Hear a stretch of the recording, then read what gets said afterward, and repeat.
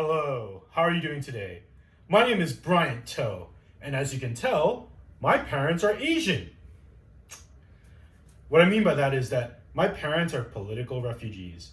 They're Vietnamese Chinese. How does that work? During the Vietnam War, my mom and dad came over on a boat, and their ancestors somewhere down the line are Chinese, which makes me a bit of a mutt. I know enough Chinese to communicate, ask girls out. I know enough Vietnamese to order food and curse someone out, or know if someone's talking shit about me. The usual. I was born in Queens, New York, and growing up there, my mother, unlike the typical Chinese tiger mother, was a total sweetheart. She didn't burn my hand on the stove if I got a 95 on a math test. She's not one of those people that want the perfect 100 plus all the extra credit points. She was a sweetheart. Still is. Whenever I got sick or I had a boo-boo and banged my head on the wall with a big old bruise, the first thing my mom did was rush to the fridge, open it up, grab the garlic, grab the eggs, grab the silver $50. Back in the day, US coins had actual silver inside.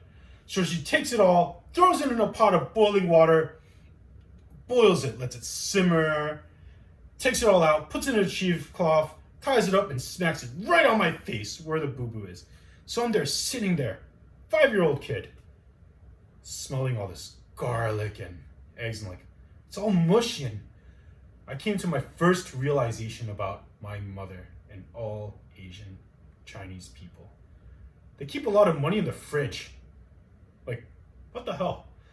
My father, on the other hand, total opposite. What I mean by that was he was a maniac. Like, he was an asshole. Like, he probably learned that from his mother / my grandmother. My father would beat me senseless if I ever did anything wrong. Bamboo stick, hanger, wire. Now, as time went on, he eventually stopped. Why? Because bamboo sticks were $2 a piece, and they became really expensive to replace. See, my dad, he doesn't think of American money as American $2 money. He's converting it like in real time in his head to Vietnamese dong. Like $1 American is 20,000 Vietnamese dong, or the equivalent of 5,000 Vietnamese dong a whack.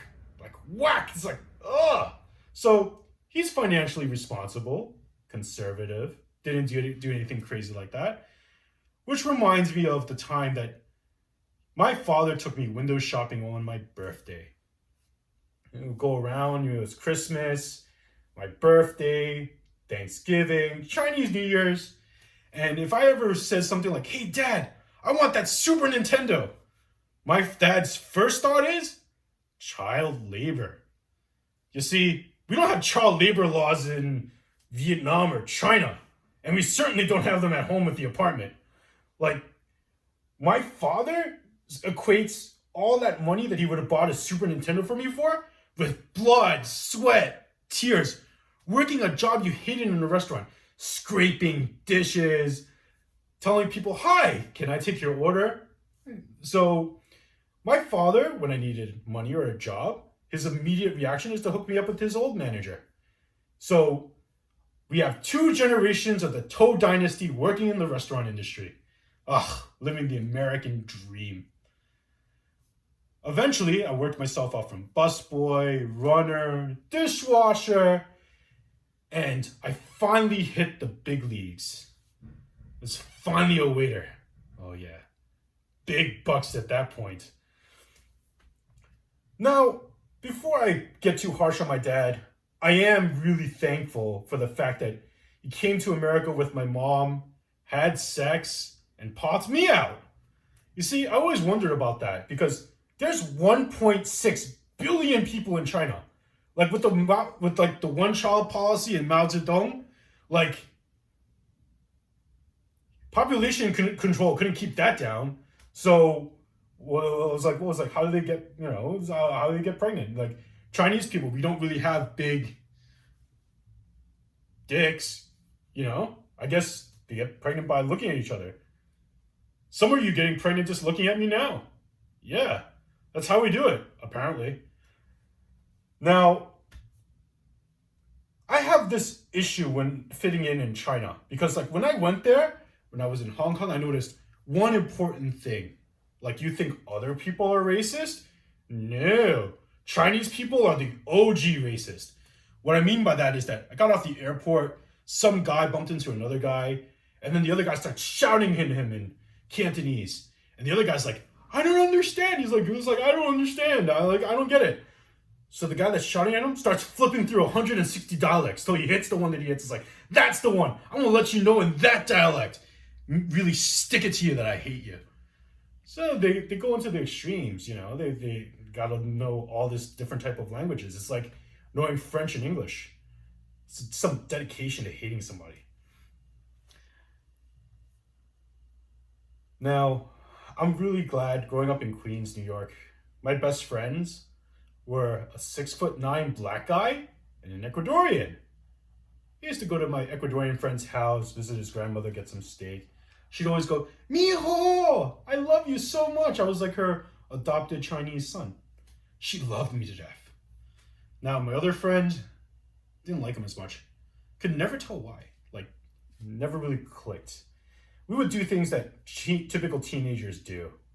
Play Super Mario Kart, Nintendo, go out to eat at McDonald's, go on a quest for porn.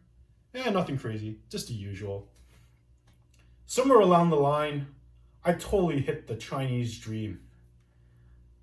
My mom and my dad and my aunt and my uncle and my grandma, they always wanted either a doctor or a lawyer.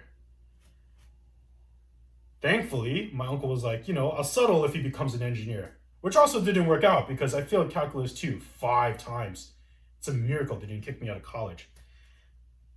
Now, I was like, you know what? I just want to graduate, get a degree in check. So what did I do? Because I love money. Went to economics. A lot less math there. But you know what I learned? Everyone loves money. Not just the Chinese people. Ugh. So here I am, questioning my life, thinking to myself, what do I want to do? I know at some point if I tell my parents, hey mom, dad, I want to be an actor, I can see the shame of 10 generations and ancestors all creeping up after me, especially my grandmother looking at me from down there, thinking to herself, thank Buddha I am not alive to see this. And here I am, doing my stand-up comedy special, just for you. Thank you and have a great night.